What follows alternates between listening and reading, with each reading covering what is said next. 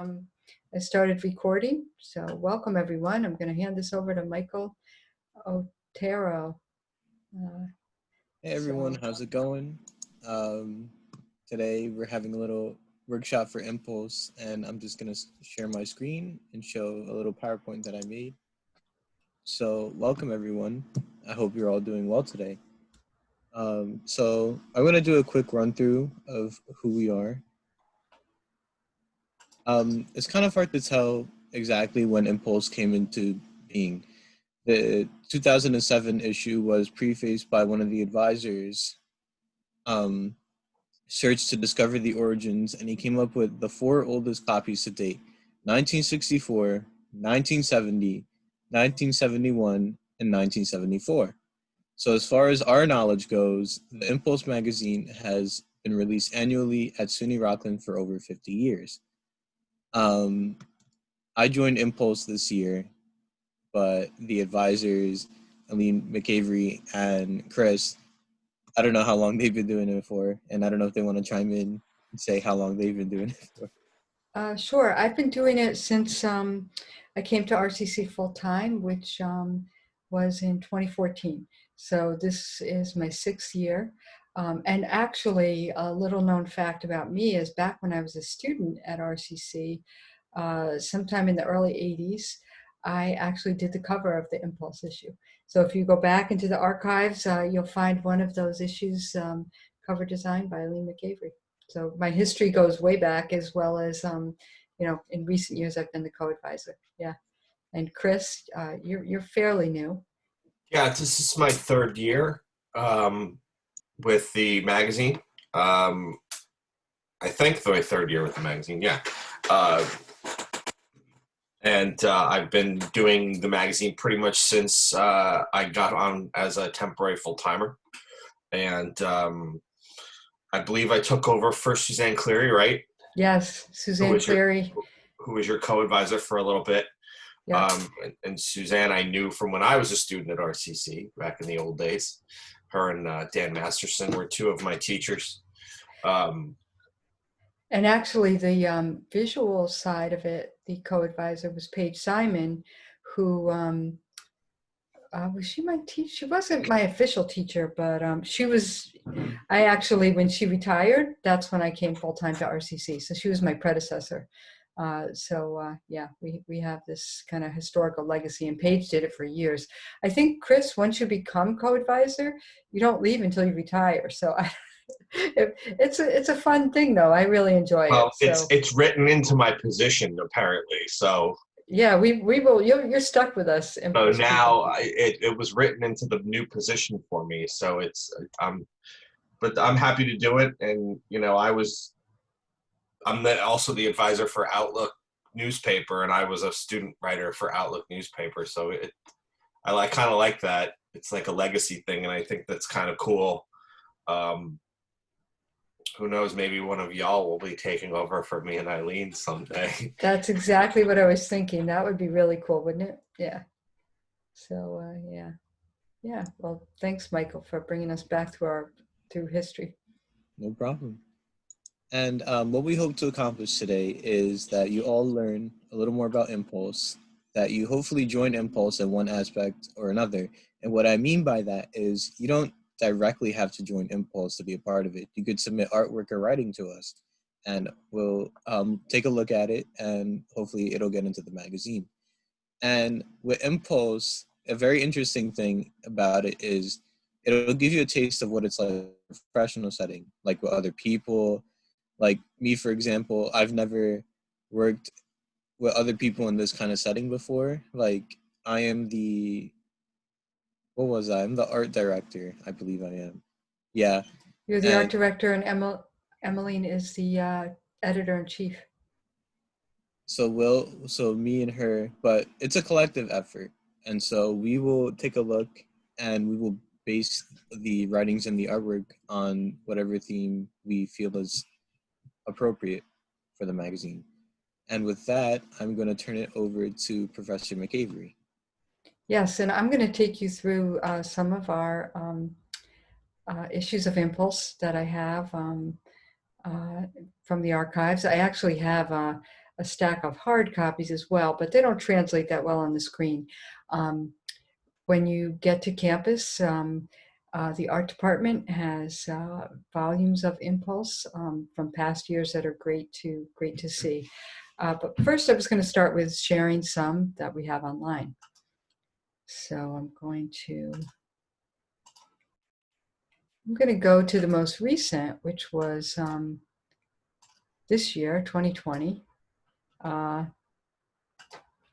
Impulse 2020. You might have noticed that I had my background set with this as well.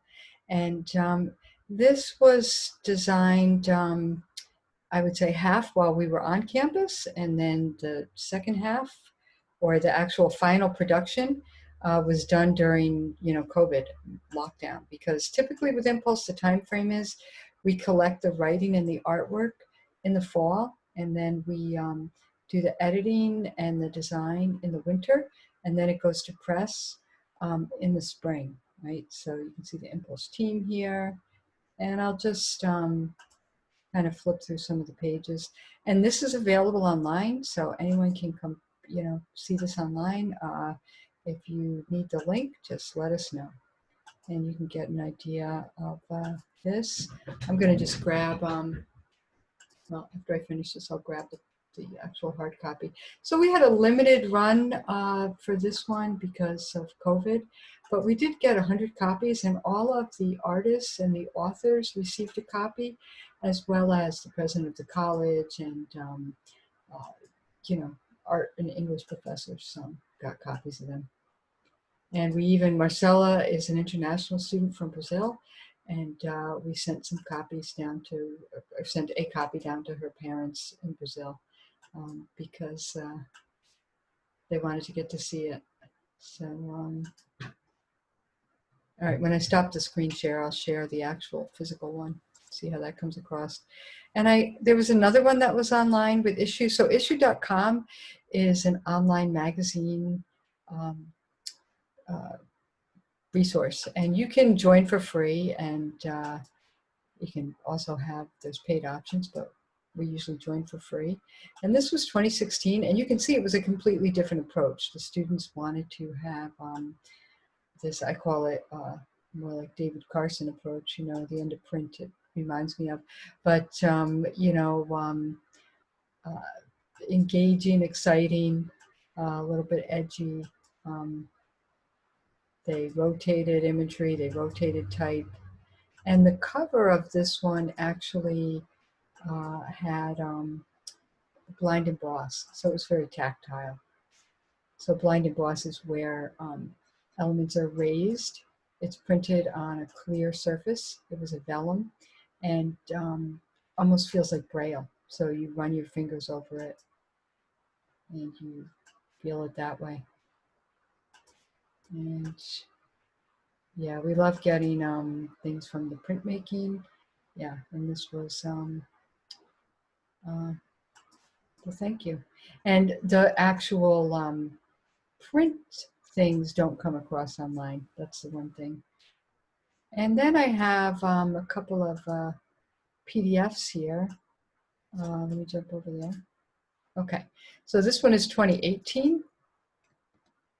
And again, the varnishes and things like that you find, I'm going to close these up so we don't have it distracting, that you find, what you get from print, you don't get online. So this one had a spot varnish that was really quite engaging. And you can see this is actually the file we send to print. These are crop marks. Okay. And you don't see the spreads because this is actually the way you send it to the printer. You send it as single pages with the crop marks. So the crop marks mean that is where they make the cuts, and this is actually called a bleed. It overhangs the crop marks. And the designers, the design team, they have to make sure everything has a bleed. Same thing, you see a little bit of an overlap. That's where the page actually folds. And you can see a different approach this year, very geometric. They were going for strong geometric shapes in their design. and carried that throughout the whole issue. What's really nice about these is the students that design them and have artwork in them, have writing, anybody who participates in it, it's a great piece for your portfolio. You know, I've been on portfolio review visits with art students, and when they meet those admission reps from different art schools, when they pull out their copy of Impulse and show them that they were the designer or this is their artwork in print. And I'm sure the same thing with the writers. I just happen to have been on the ones with the art students. You know, it's really a wow moment. Wow, you know, you have this in your hands. And this year, we will do a limited print run as well, and we'll have it available online. And I think I'm coming to the end. They're usually about 48 pages. Print is folios of 8. So folios of 8 means that you have to create something in multiples of 8. So here's the one that you saw in issue, and this is what was submitted to the printer. And you can see this is actually the inside, which isn't quite blind embossed, but if you can envision that this is what was blind embossed, so the actual covering, and I think I have one. I'm just gonna take a look.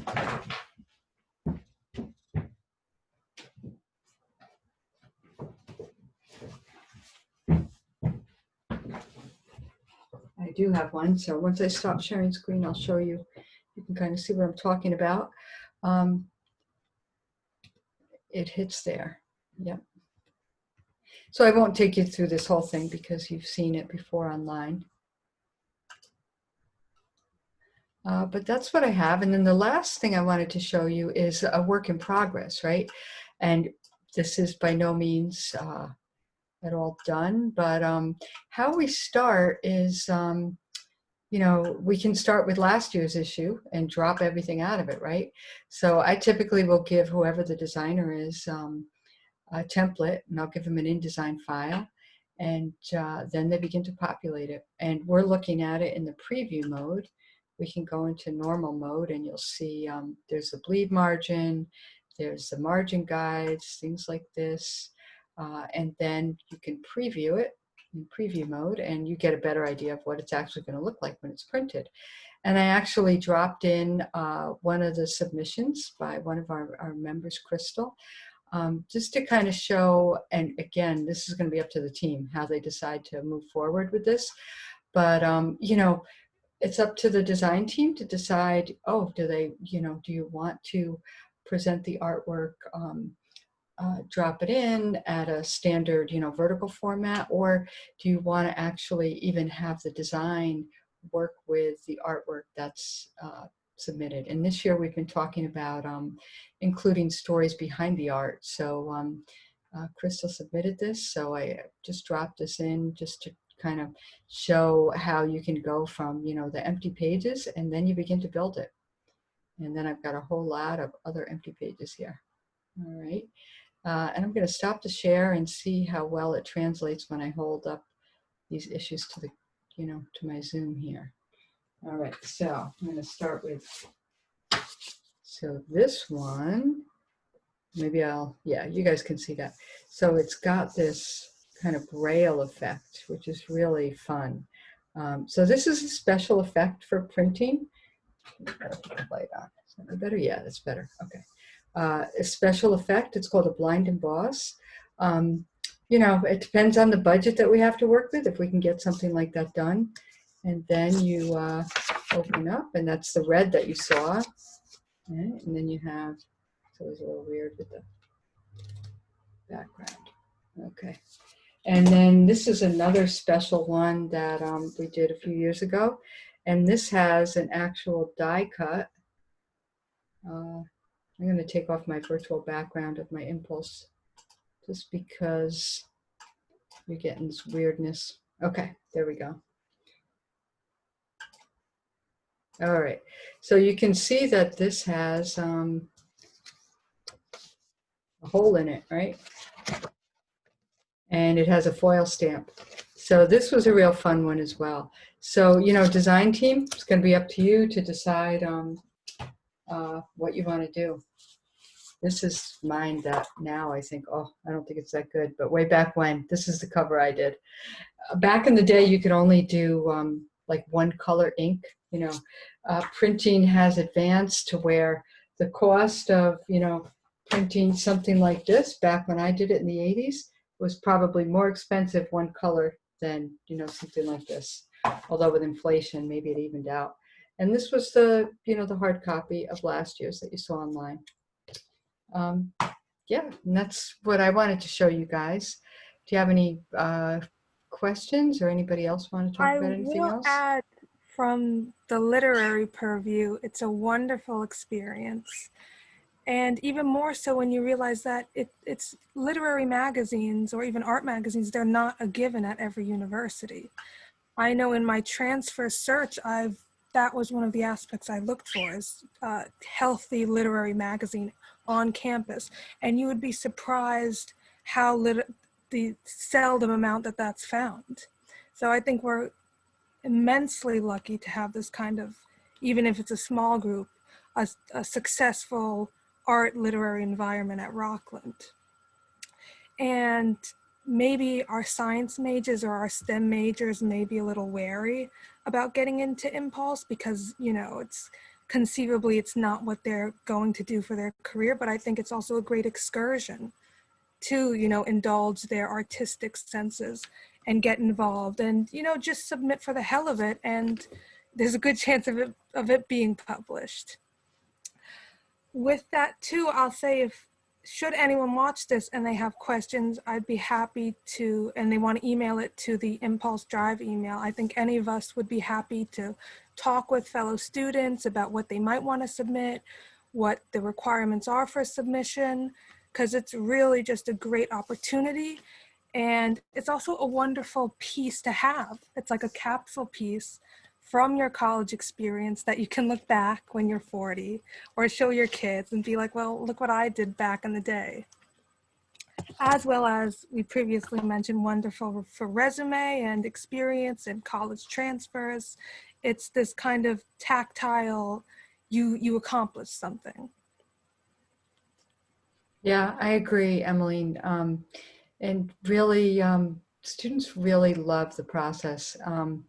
And, depending on where we are in the spring, in the past, we've gone on press runs as well. And the year we got to do the press run, it was so exciting because the club members, the students they had to give approval. They had to sign off on the press sheets, and, to be in a room with huge printing presses and watch it come off.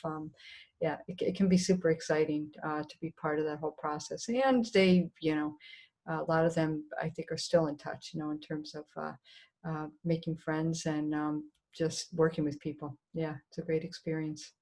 Yeah. I can share my screen again because I pulled up the flyer, which has the contact info, right? And you guys see that, right? So, yeah. So, you can join our club every Thursday. We meet on the Zoom link and you can submit your ideas, get more info from rccimpulse21@gmail.com. So, get in touch with us if you have questions. Okay. Yeah. And Chris and I are the co-advisors. I'm Eileen McGavery Kane, Chris Dougherty. You can find any of us on campus online. We're happy to answer questions. Yeah. Anybody else want to add anything?